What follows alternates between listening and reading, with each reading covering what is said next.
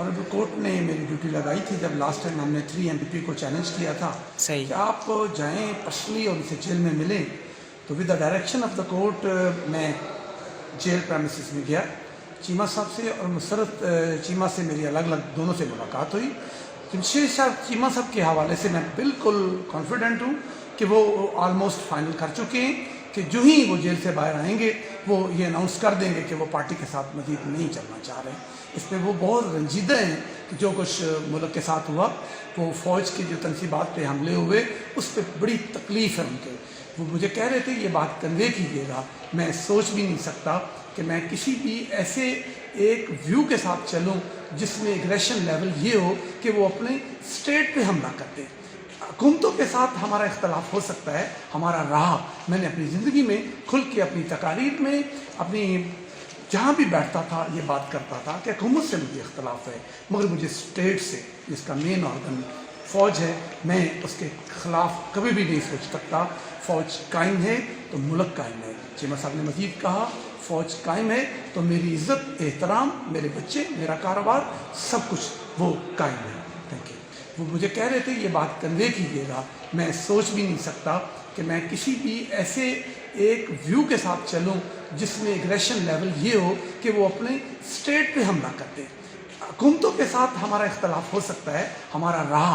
मैंने अपनी ज़िंदगी में खुल के अपनी तकारीर में अपनी जहाँ भी बैठता था ये बात करता था कि हुकूमत से मुझे इख्तलाफ है, मगर मुझे स्टेट से जिसका मेन ऑर्गन फ़ौज है, मैं उसके ख़िलाफ़ कभी भी नहीं सोच सकता। फ़ौज कायम है तो मुल्क कायम है। चीमा साहब ने मज़ीद कहा फ़ौज कायम है तो मेरी इज़्ज़त, एहतराम, मेरे बच्चे, मेरा कारोबार, सब कुछ वो कायम है। Thank you. वो मुझे कह रहे थे ये बात कन्वे कीजिएगा, मैं सोच भी नहीं सकता कि मैं किसी भी ऐसे एक व्यू के साथ चलूँ जिसमें एग्रेशन लेवल ये हो कि वो अपने स्टेट पे हमला करते। हुकूमतों के साथ हमारा इख्तलाफ हो सकता है, हमारा रहा। मैंने अपनी ज़िंदगी में खुल के अपनी तकारीर में अपनी जहाँ भी बैठता था ये बात करता था कि हुकूमत से मुझे इख्तलाफ है, मगर मुझे स्टेट से जिसका मेन ऑर्गन फ़ौज है, मैं उसके ख़िलाफ़ कभी भी नहीं सोच सकता। फ़ौज कायम है तो मुल्क कायम है। चीमा साहब ने मज़ीद कहा फ़ौज कायम है तो मेरी इज़्ज़त, एहतराम, मेरे बच्चे, मेरा कारोबार, सब कुछ वो कायम है। Thank you.